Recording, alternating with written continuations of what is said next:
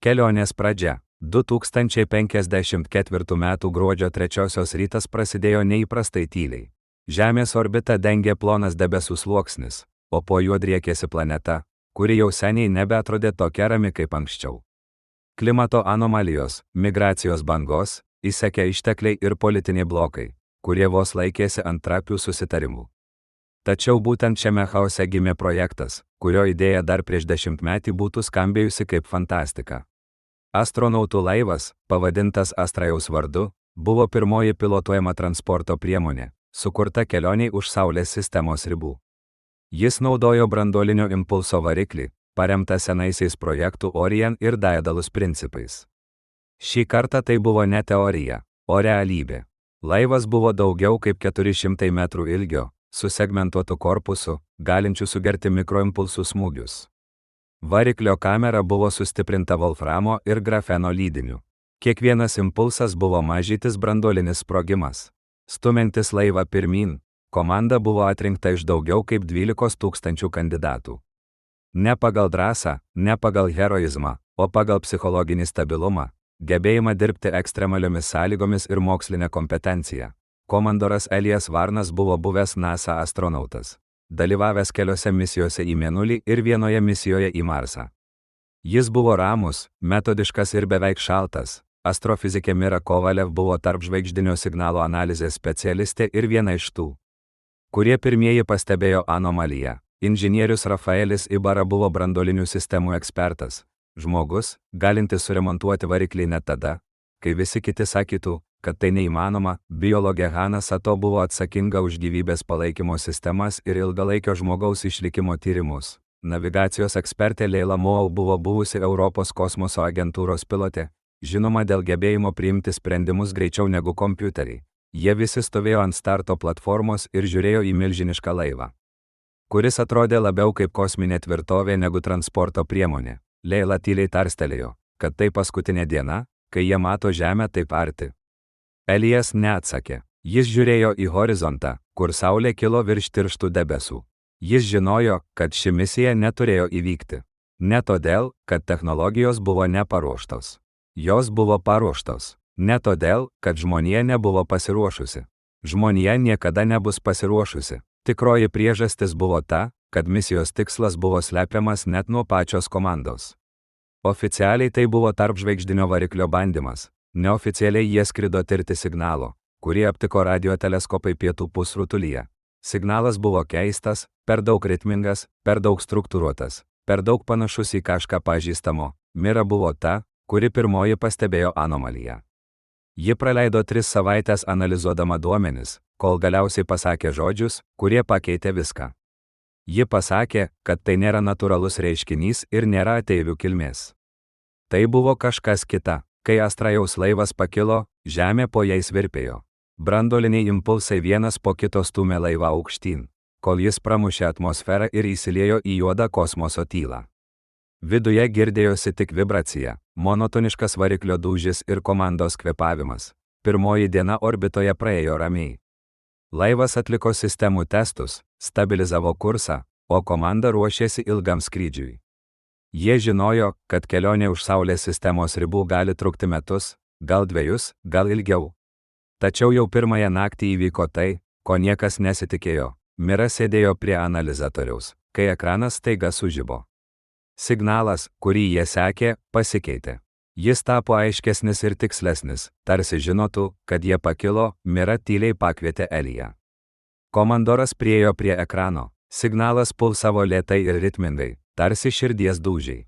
Rafaelis įėjo į kabiną ir paklausė, kas vyksta. Mira atsakė, kad signalas keičiasi pagal jų trajektoriją. Rafaelis sumurmėjo, kad tai neįmanoma. Elijas tylėjo. Jis žiūrėjo į ekraną taip, lyg matytų kažką, ko nenorėjo pripažinti. Signalas pulsavo dar kelias sekundės, o tada sustojo. Ekrane pasirodė viena seka, simboliai, kurie priminė koordinatę. Bet ne dabartinę, ne ateities, tai buvo Žemės koordinatė, nurodanti laiką prieš 12 000 metų. Mira patvirtino, kad tai ne klaida. Signalas atrodė taip, tarsi ateitų iš ateities, bet rodytų praeitį. Laive stojo tyla. Tik variklio pulsas priminė, kad jie vis dar juda pirmyn. Tarpžvaigždinė tyla. Praėjus kelioms paroms po pakilimo, Astrajaus laivas paliko vidinę Saulės sistemos dalį. Už jų liko Marsas, o prieš juos driekėsi milžiniška tamsa, kurią astronomai vadino tarpžvaigždinę erdvę. Tačiau iki tikrosios tarpžvaigždinės erdvės dar buvo toli. Pirmiausia, reikėjo įveikti Oorto debesį, milžinišką sferą, sudarytą iš trilijonų ledo ir dulkių fragmentų, kurie supo Saulę kaip nematomas šydas. Komanda ruošėsi šiai kelioniai jau daugelį metų. Jie žinojo, kad Oorto debesis nėra vientisas, o jo dalelės nėra tankiai susitelkusios. Tačiau net ir vienas mažas ledo gabalas, atsitrenkęs į laivą dideliu greičiu, galėjo padaryti rimtą žalą.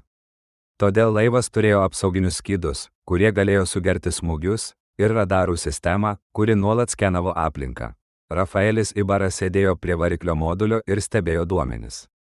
Branduolinio impulso sistema veikė stabiliai, tačiau jis vis dar jautė tą keistą vibraciją, kurią pastebėjo anksčiau. Ji buvo silpna, vos juntama, bet ritminga. Rafaelis tikėjosi, kad tai tik variklio rezonansas, tačiau viduje kirbėjo abejonė. Mira Kovalev analizavo signalą, kuris vis dar sekė jų laivą. Jis nebuvo pastovus, kartais jis sustiprėdavo, kartais susilpnėdavo, tarsi kažkas reguliuotų jo intensyvumą.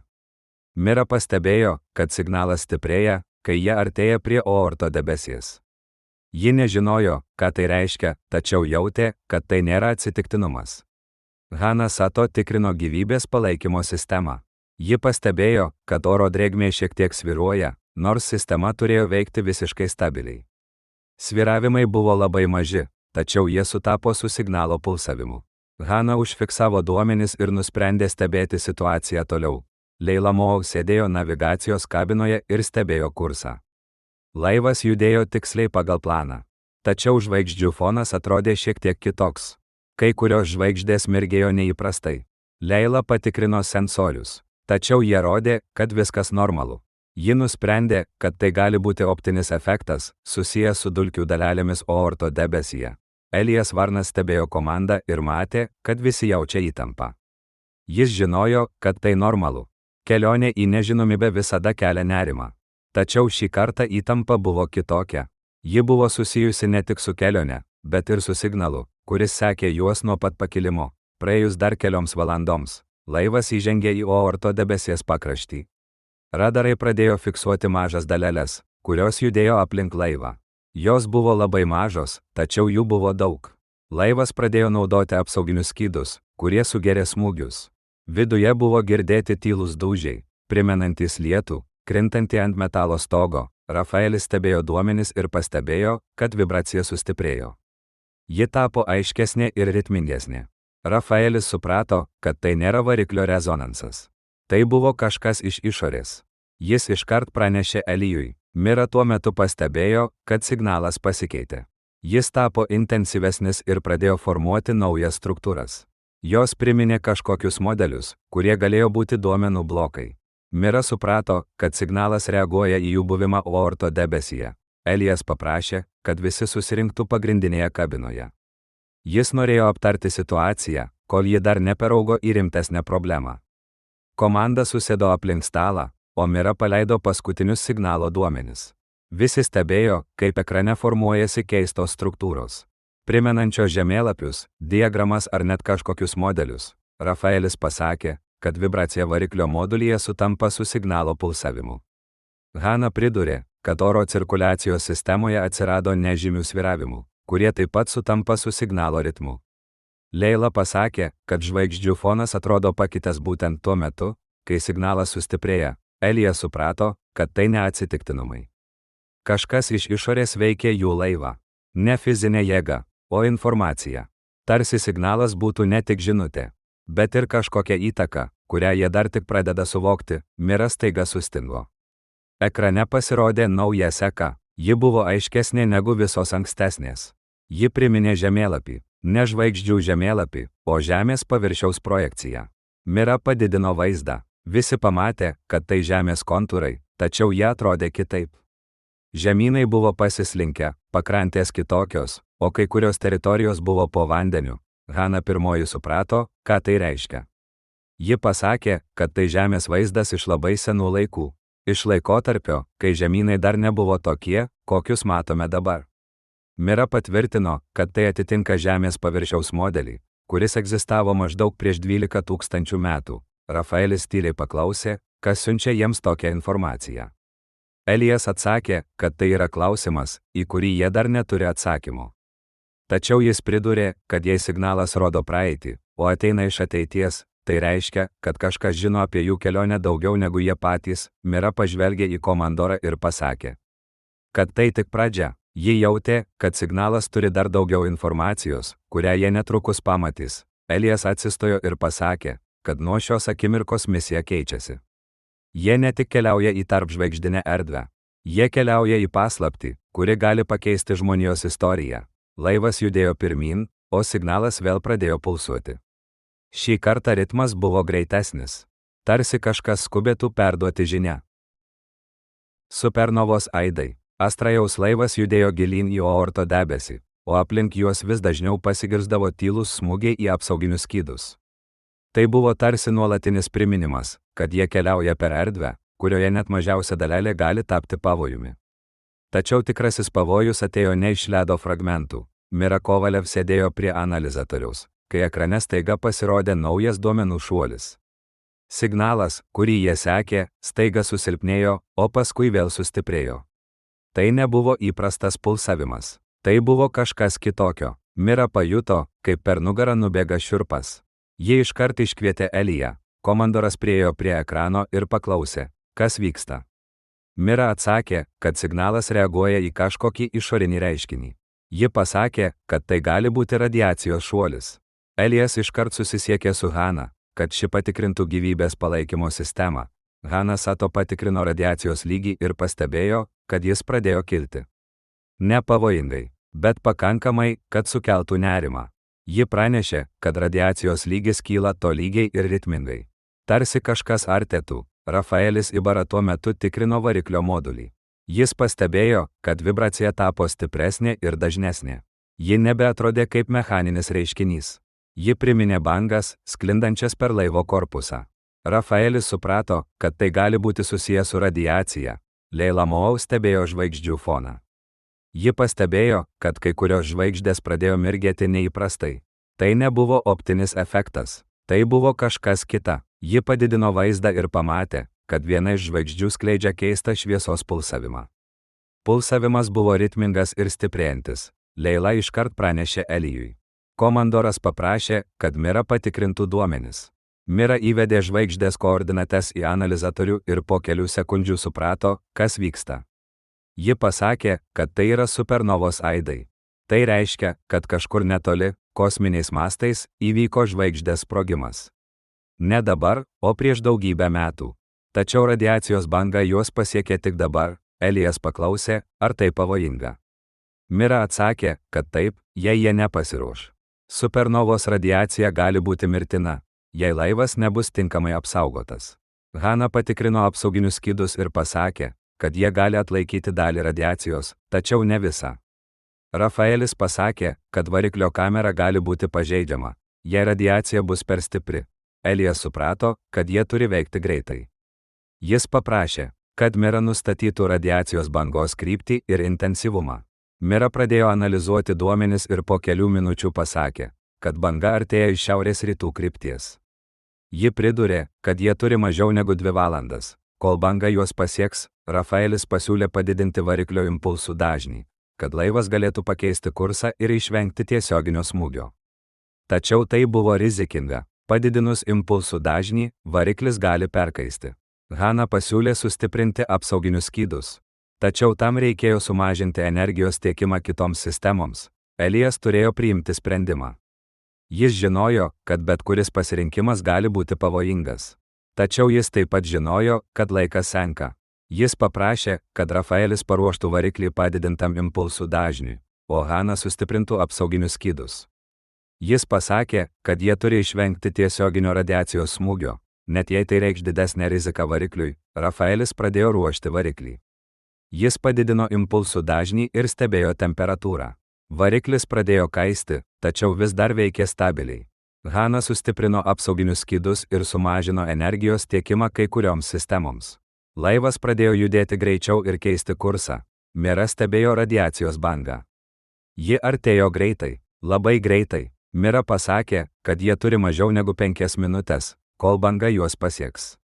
Elijas paprašė, kad visi prisisegtų saugos diržus ir pasiruoštų smūgiui. Laivas pradėjo vibruoti. Variklis dirbo maksimaliu režimu, apsauginiai skydai švytėjo nuo įtampos.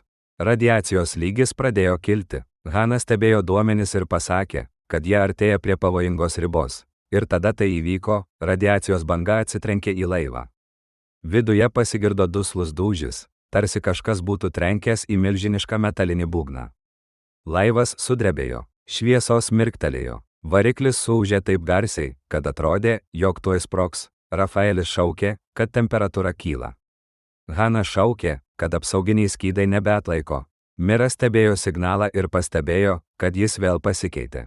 Šį kartą jis tapo chaotiškas. Tarsi kažkas bandytų perduoti žinią, bet ją iškraipytų radiacija. Elijas laikėsi kėdės rankturio ir stebėjo, kaip laivas kovoja su radiacijos banga. Jis žinojo, kad jie gali neįgyventi. Tačiau jis taip pat žinojo, kad jie turi išlikti. Ne tik dėl savęs, dėl misijos. Po kelių minučių, kurios atrodė kaip amžinybė, radiacijos banga pradėjo silpnėti. Laivas nustojo drebėti, šviesos stabilizavosi. Variklis grįžo į normalų režimą.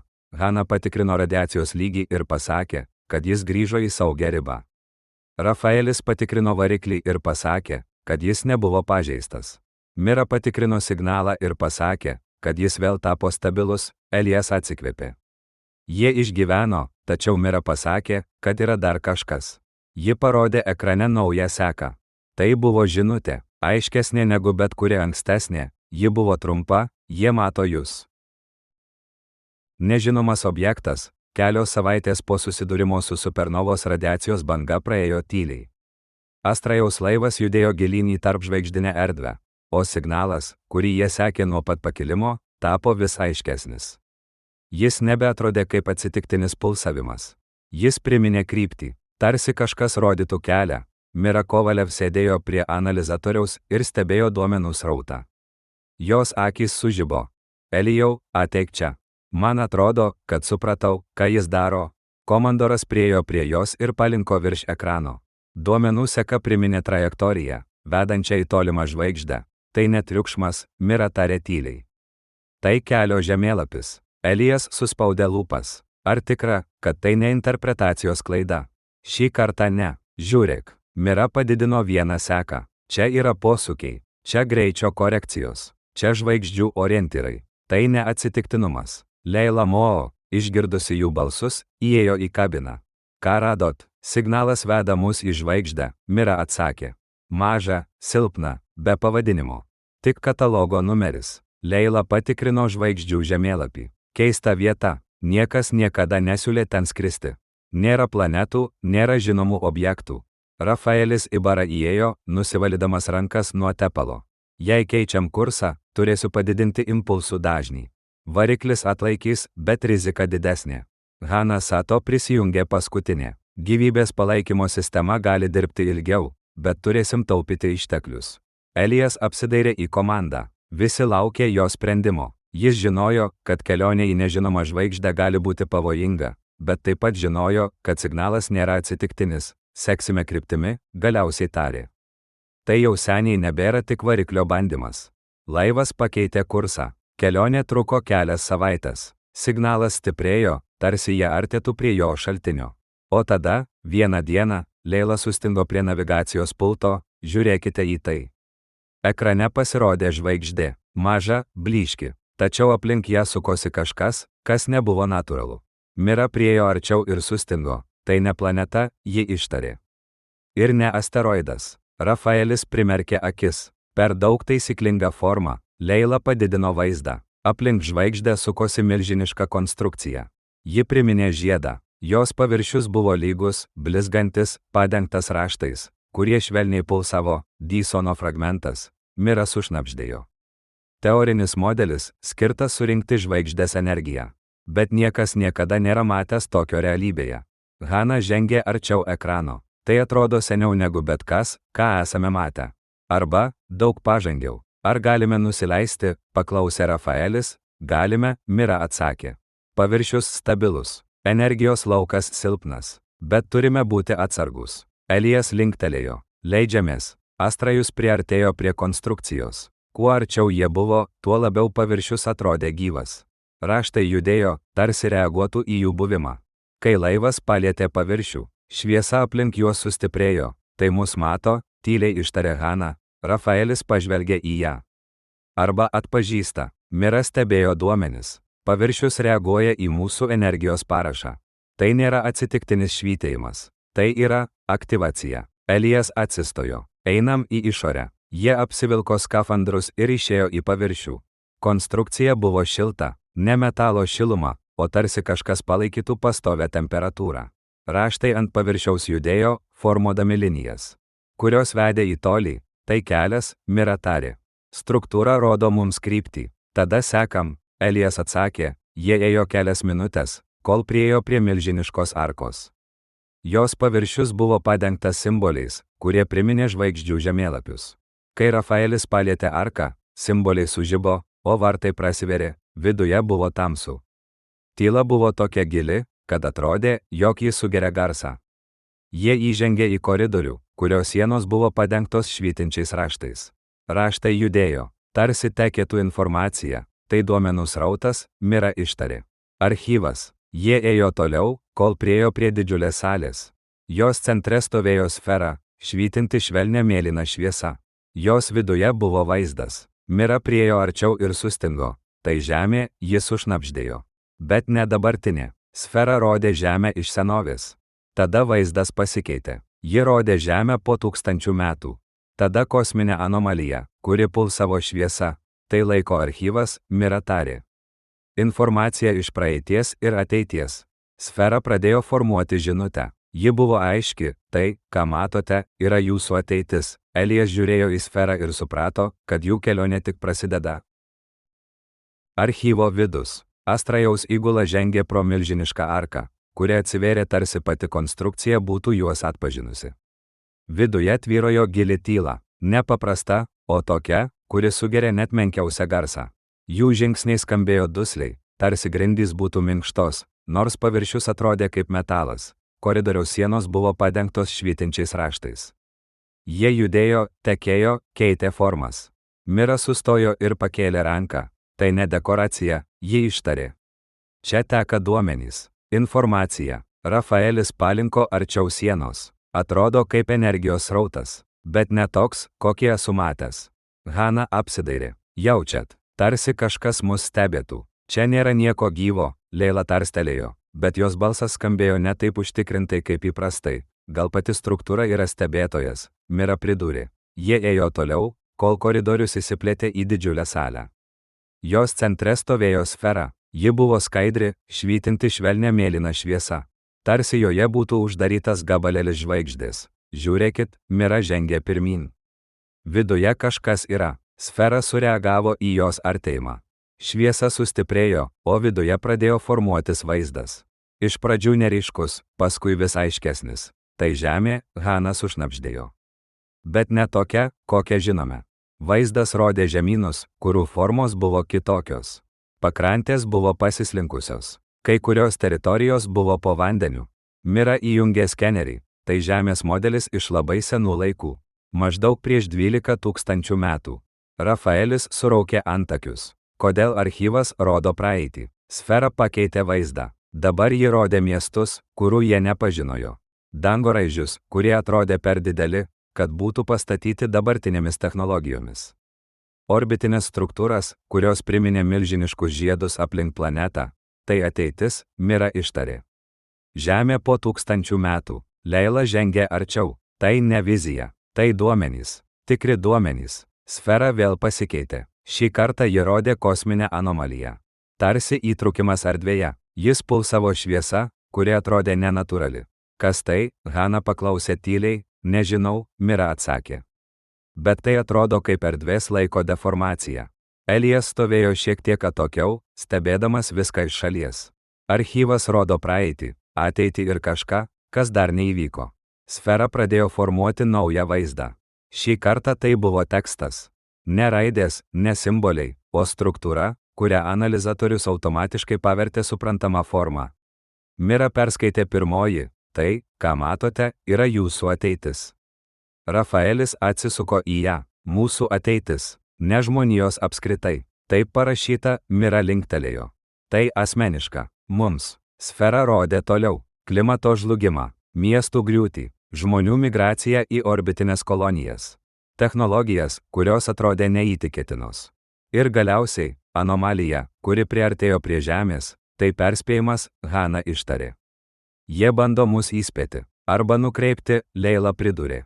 Gal tai instrukcija, Rafaelis suspaudė kumštį, arba prašymas, pagalbos šauksmas. Mira žiūrėjo į sferą taip, lyg bandytų suprasti jos ketinimus.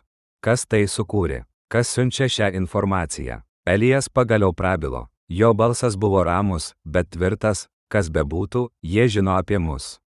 Apie mūsų kelionę, apie mūsų laiką. Sfera pradėjo blėsti, tarsi būtų išnaudojusi energiją. Salėje vėl įsivyravo tyla, turime nuspręsti, ką daryti toliau, Elijas tarė. Archyvas mums parodė ateitį, bet nepasakė, kaip ją pakeisti.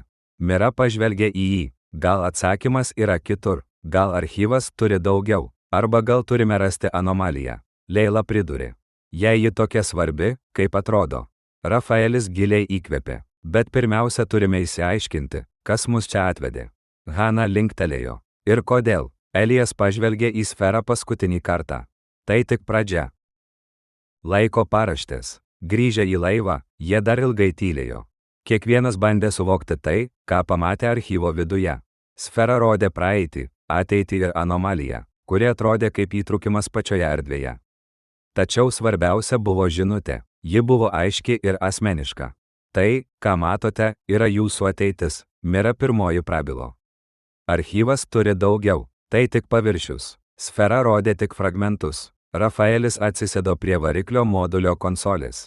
Jei tai tik fragmentai, vadinasi, kažkas norėjo, kad mes pamatytume būtent juos. Ne viską, tik tai, kas svarbiausia. Hana linktelėjo. Tai ne atsitiktinis duomenų rinkinys.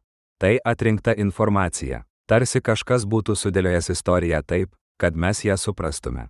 Leila atsisėdo prie navigacijos pulto. Ir viskas veda prie tos anomalijos. Ji pasirodė praeities žemėlapiuose, ateities modeliuose ir net struktūros paviršiaus raštuose. Elijas stovėjo prie centrinio ekrano ir stebėjo signalą. Jis vis dar pulsavo, bet dabar ritmas buvo kitoks. Tarsi archyvas būtų aktyvavęs naują seką. Mira, pabandyk ištraukti daugiau duomenų iš sferos, jis tarė. Gal ji paliko pėdsaką mūsų sistemose. Mira pradėjo analizuoti laivo sensorių įrašus. Po kelių minučių jos akys sužibo. Taip ir yra. Sfera perdavė mums duomenų paketą. Jis užkoduotas, bet struktūra primena laiko modelį. Rafaelis pakėlė galvą. Laiko modelį. Ką tai reiškia? Tai reiškia, kad informacija nėra tik apie įvykius. Mira atsakė. Ji yra apie jų seką. Apie tai, kaip vienas įvykis sukelia kitą. Tai yra priežasties ir pasekmės žemėlapis. Hana susimastė. Tarsi kažkas bandytų parodyti, kur viskas prasideda. Arba kur viskas baigėsi, Leila pridūrė. Mira paleido duomenų paketą ekrane. Pasirodė 3 sluoksniai. Pirmasis rodė praeitį, antrasis ateitį, trečiasis buvo tuščias. Čia turėtų būti dabartis, Mira tarė. Bet jos nėra, tarsi archyvas nežinotų, kas vyksta dabar. Elijas susiraukė. Arba laukia, kol mes ją užpildysime. Rafaelis atsistojo. Tai reiškia, kad archyvas nėra baigtas. Jis yra gyvas procesas. Jis reaguoja į mūsų veiksmus. Tai paaiškintų, kodėl paviršius švytėjo, kai priėjome, Hana pridūrė. Ir kodėl vartai atsivėrė tik mums. Mira priartino 3 sluoksnį. Žiūrėkite, čia yra žymė, labai silpna, tarsi pradinis taškas. Leila paklausė. Kas tai? Tai koordinatė, Mira atsakė. Bet ne erdvės, laiko. Rafaelis išplėtė akis. Laiko koordinatė. Tai įmanoma. Teoriškai taip, Mira tarė. Jei informacija gali keliauti per erdvę, ji gali keliauti ir per laiką. Ne materija, ne energija. Tik duomenys. Hana atsisėdo. Tai reiškia, kad kažkas iš ateities bandė perduoti žinią atgal. Ir archyvas yra priėmimo taškas, Leila pridūrė. Tarsi antena. Elijas giliai įkvėpė. Kas bebūtų tai sukūręs, jis žinojo, kad mes čia atvyksime. Mira pažvelgė į jį. Tai reiškia, kad mūsų kelionė nebuvo atsitiktinumas.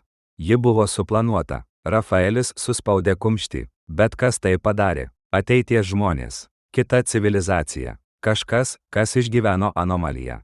Mira pažvelgė į trečią sluoksnį. Jei tai ateities žmonės, jie turėjo priežastį siųsti žinią atgal. Gal jie bandė pakeisti įvykius. Gal jie bandė išvengti katastrofos. Hana tyliai tarė. Gal jie bandė išgelbėti mus. Elijas atsisuko į komandą. Turime suprasti, kas yra ta anomalija. Ir kodėl ji tokia svarbi. Mira įvedė duomenis į analizatorių. Ekrane pasirodė anomalijos modelis. Jis pulsavo, keitė formą, tarsi būtų gyvas, tai nenatūralus reiškinys, ji tarė. Tai kažkas, kas veikia erdvės laiką. Kažkas, kas gali pakeisti įvykių eigą. Rafaelis paklausė, ar tai pavojinga? Jei ateities civilizacija bandė mus įspėti, Mira atsakė, tada taip. Elijas žengė žingsnį atgal. Turime priimti sprendimą. Ar grįžtame į Žemę su informacija? Ar keliaujame toliau ir ieškome anomalijos? Salėje stojo tyla. Kiekvienas suprato, kad šis sprendimas gali nulemti ne tik jų likimą, bet ir žmonijos ateitį. Sprendimo slenkstis. Laivo viduje tvyrojo įtampa. Ne ta, kuri kyla iš baimės, o ta, kuri atsiranda tada, kai supranti, kad tavo sprendimas gali pakeisti viską. Elijas Varnas stovėjo prie centrinio ekrano ir stebėjo duomenų srautą. Signalas, kurį jie sekė nuo pat kelionės pradžios, dabar pulsavo kitaip. Ritmas buvo lėtesnis, tarsi archyvas laukė jų sprendimo. Mira Kovalev sėdėjo prie analizatoriaus ir bandė iššifruoti trečiojo sluoksnio žymę. Ji buvo silpna, vos pastebima, bet aiškiai susijusi su laiku. Ne su erdve, ne su trajektorija, o su įvykių seka. Tai nėra paprasta koordinatė, Mira tarė. Tai yra laiko žymė. Tarsi kažkas būtų pažymėjęs momentą, nuo kurio viskas prasideda. Rafaelis Ibarra atsirėmė į sieną. Prasideda kas? Katastrofa. Gal ne katastrofa? Hana Sato atsakė.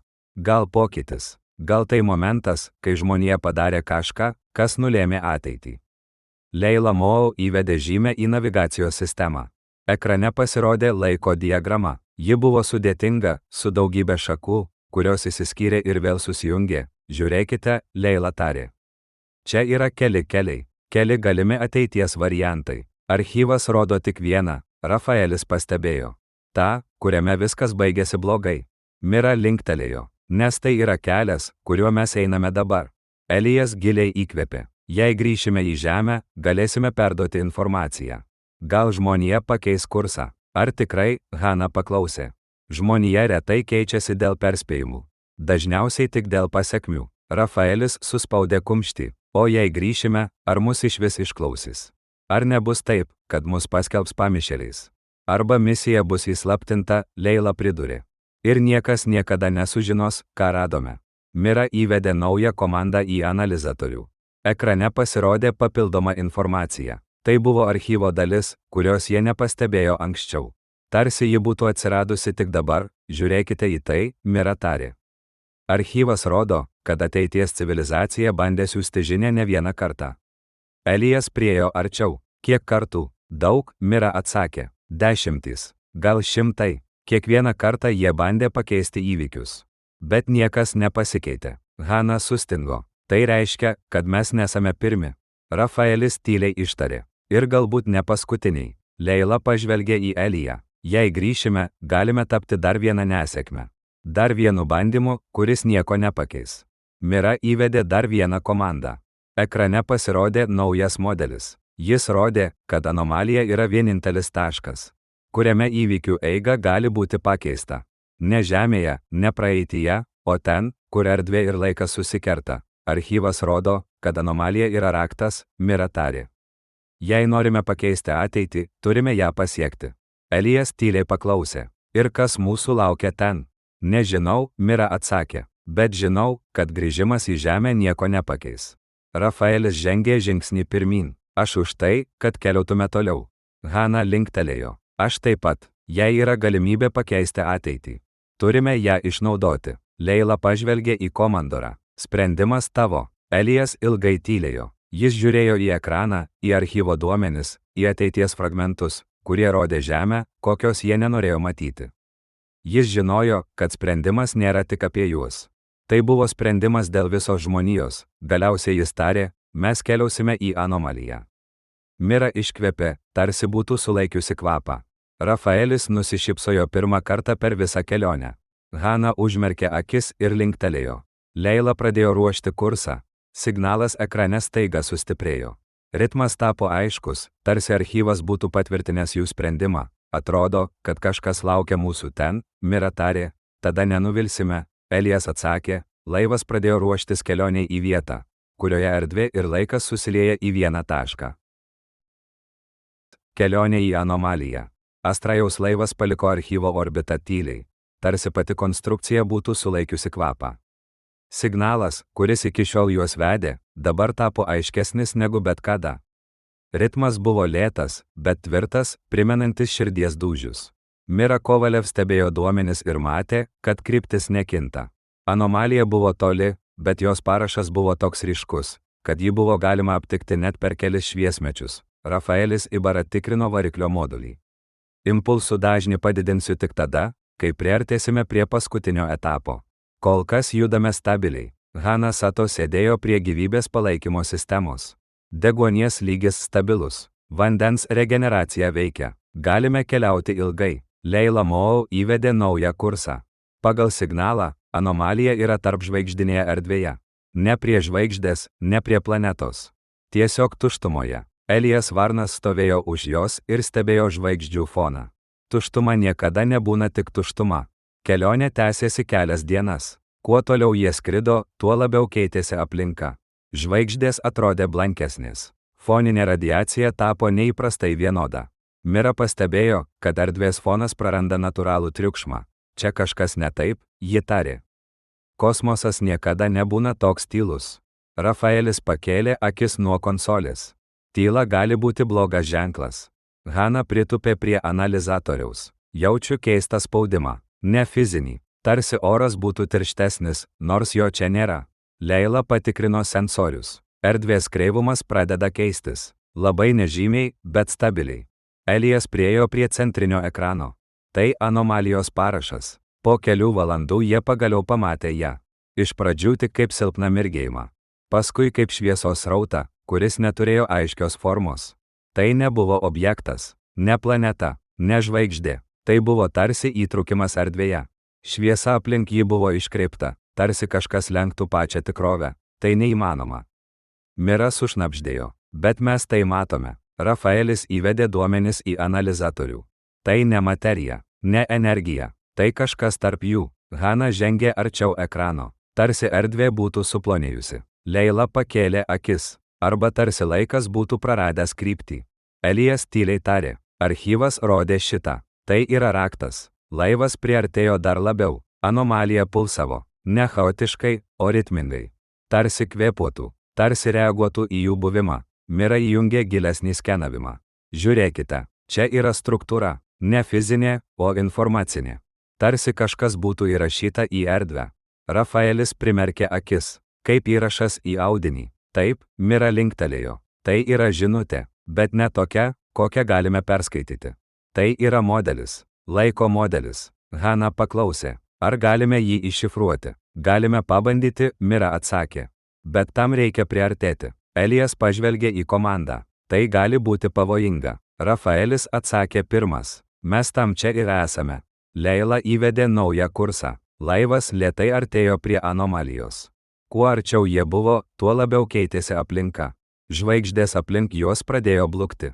Laikas atrodė lėtesnis. Jų kvėpavimas tapo sunkesnis, nors skafandruose viskas buvo normalu. Tai ne fizinis poveikis, Hana tarė. Tai psichologinis. Anomalija veikia mūsų suvokimą. Mira įjungė papildomą filtrą. Tai ne tik suvokimas. Tai yra laiko dilatacija. Labai silpna, bet reali. Rafaelis pažvelgė į Eliją. Jei priartėsime per daug, galime prarasti ryšį su savo laiku. Elijas atsakė ramiai. Galbūt to ir reikia. Laivas priartėjo prie pat anomalijos krašto. Šviesa aplink juos pradėjo sukti spirale. Erdvė atrodė tarsi skystis. Laikas tarsi sustojo, ir tada jie išgirdo tai, ne garsą.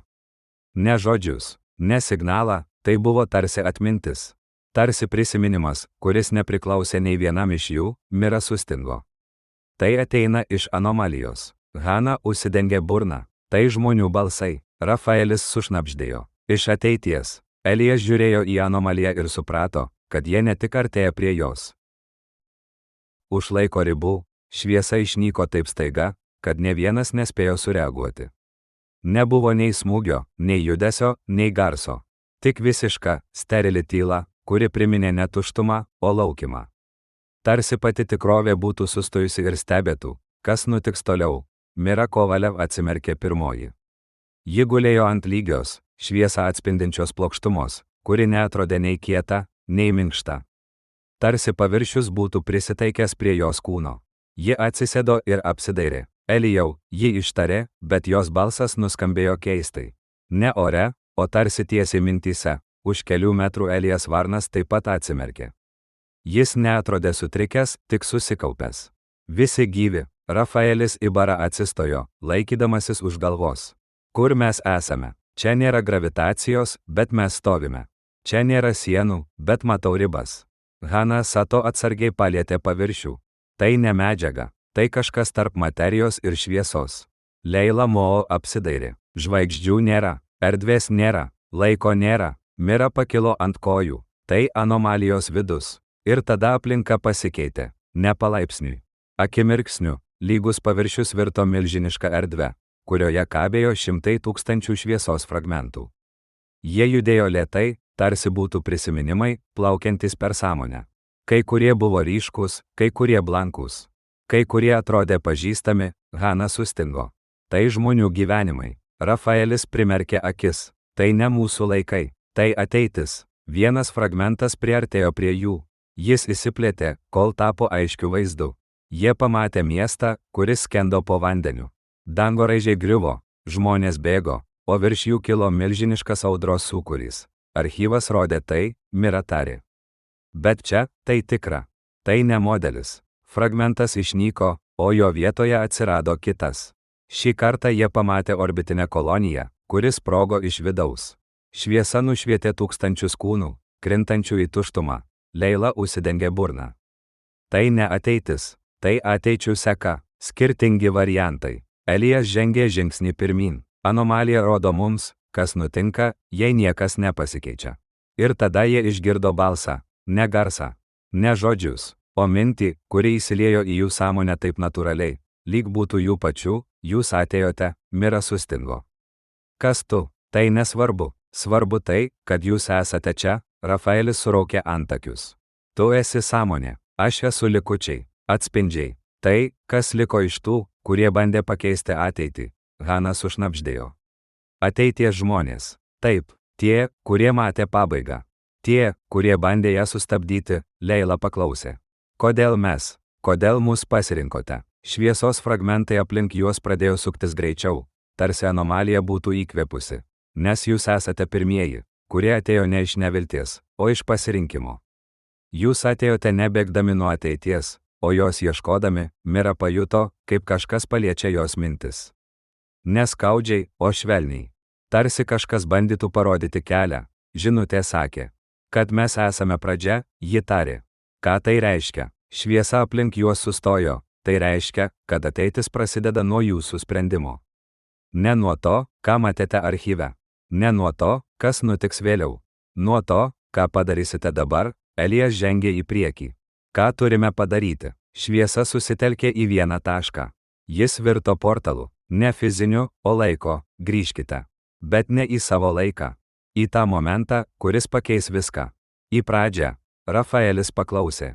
Į praeitį. Į tą vietą, kurioje žmonija dar gali būti nukreipta kita kryptimi. Hana sušnabždėjo. Tai pavojinga. Taip, bet vienintelis kelias į ateitį yra per praeitį. Elijas pažvelgė į komandą. Mes turime nuspręsti. Mira žiūrėjo į portalą. Tai mūsų šansas. Rafaelis linktelėjo. Tai jų šansas. Hana užmerkė akis. Tai žmonijos šansas. Leila įkvėpė. Einam. Elijas pakėlė ranką. Į pradžią. Jie žengė į portalą. Ir anomalija juos paleido. Šviesa išnyko taip pat staiga, kaip ir atsirado. Jie pajuto, kad krenta, bet ne žemyn. Krenta į laiką. Į momentą, kuris dar nebuvo įvykęs jų gyvenimuose, bet buvo įvykęs žmonijos istorijoje, pirmoji atsimerkė Hana. Ji gulėjo ant žolės, tikros žolės, šiltos, drėgnos, kvepiančios pavasariu. Virš jos buvo dangus, mėlynas, ramus, be jokių orbitinių konstrukcijų, be jokių kolonijų, be jokių žymių, kad tai ateities pasaulis, mes, Žemėje. Ji ištarė tyliai, Rafaelis atsisėdo šalia. Bet ne mūsų laike. Mira atsistojo ir apsidairė. Tai yra pradžia, momentas, kurį archyvas pažymėjo. Elijas Varnas stovėjo keli metrai nuo jų. Jis žiūrėjo į horizontą, kur matėsi miestas. Ne futuristinis, ne griūvantis, paprastas, gyvas, pilnas žmonių. Kuri čia data? Leila paklausė, prisidengdama akis nuo saulės. Mira įjungė skenerį. Jis veikė, bet rodė tik bazinius parametrus. Laiko žymė buvo aiški, tai 21 amžiaus pradžia.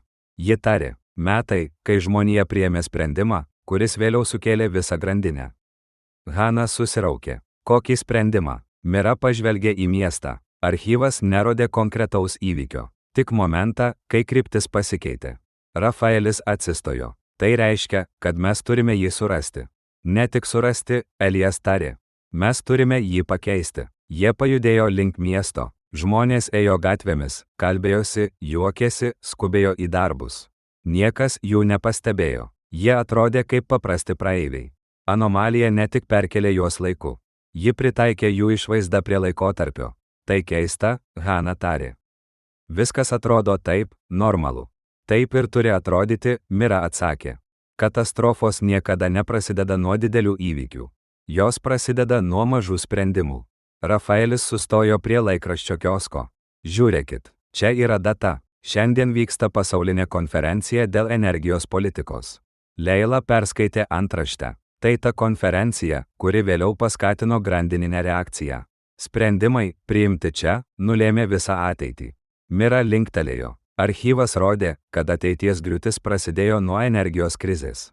Nuo neteisingo pasirinkimo. Elijas žengė į priekį. Vadinasi, mūsų tikslas yra konferencija. Jie nuėjo link didžiulio pastato, kuriame vyko renginys. Apsauga buvo griežta, bet anomalija paliko jiems dar vieną dovaną. Jų identitetai buvo pritaikyti taip, kad jie galėtų patekti vidun be jokių kliūčių. Salėje buvo šimtai žmonių. Politikai, mokslininkai, verslo lyderiai. Ant scenos kalbėjo žmogus, kurio vardą Mira atpažino iš archyvo. Tai jis, ji tarė. Jo sprendimas nulėmė viską. Rafaelis paklausė, ką jis padarė. Jis pasirinko trumpalaikį pelną vietoj ilgalaikės stabilumo strategijos, Mira atsakė. Tai sukėlė energijos krizę. Krizė sukėlė konfliktus. Konfliktai sukėlė migraciją. Migracija sukėlė griūtį. Hana pažvelgė į Eliją. Kaip mes galime tai pakeisti? Elijas atsisuko į komandą. Mes negalime jo priversti priimti kitą sprendimą.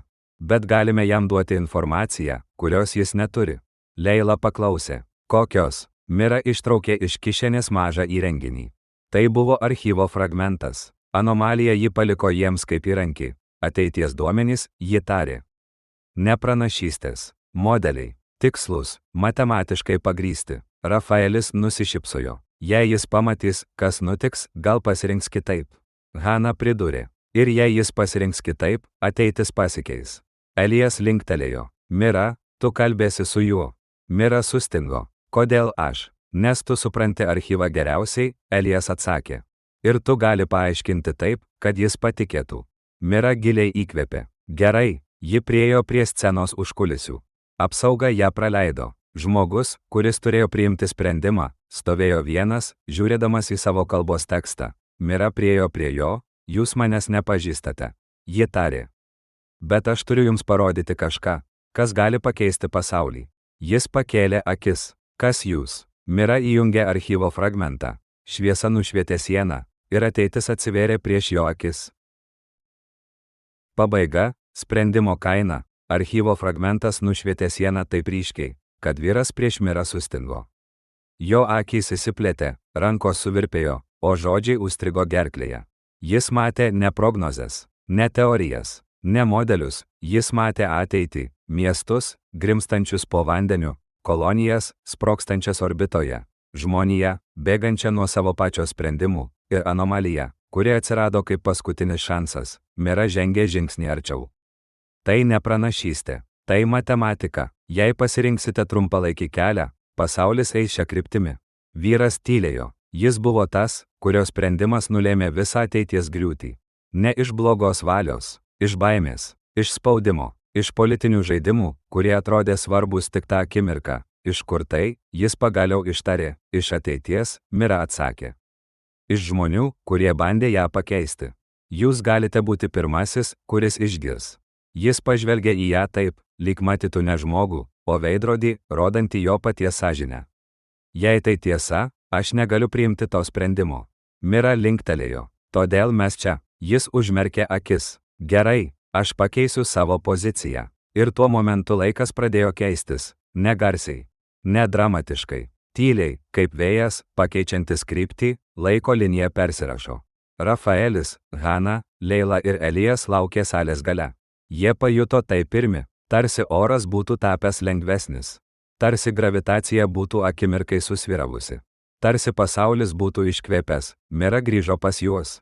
Jis sutiko. Rafaelis nusišypsojo. Tai reiškia, kad ateitis pasikeis. Ji jau keičiasi, Hana tarė, rodydama į langą. Už lango miestas atrodė tas pats, bet kažkas buvo kitaip.